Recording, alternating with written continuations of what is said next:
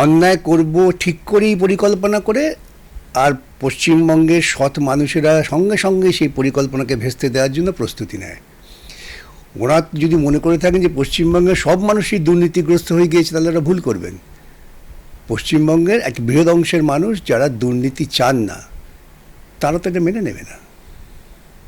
এই নোটিশে যেটা বলা হয়েছে যে মানে সবাই অ্যাপ্লাই করতে পারবে, কিন্তু মানে মুখ্যমন্ত্রীকে কোথাও গিয়ে জানতেন যে এটার পরে এই বিকাশ রঞ্জন ভট্টাচার্য হোক কিংবা ফিরদৌস শামীম হোক আবারও মামলা করবে, এবং যেই কারণেই এই মুখ্যমন্ত্রী জানেন তার স্থায়ীভাবে নিয়োগ করার মতো ক্ষমতা নেই, ভাড়ার শূন্য, সরকারি কোষাগারের টাকা নাচা গানা বিজ্ঞাপন, কালী পুজো, দুর্গা পুজো, জগন্নাথ পুজো, ঈদ, যীশুখ্রিস্ট এইসব করে গেছে। সরকার তার স্থায়ী কর্মচারীদের বেতন দিতে পারছে না বহু জায়গায়।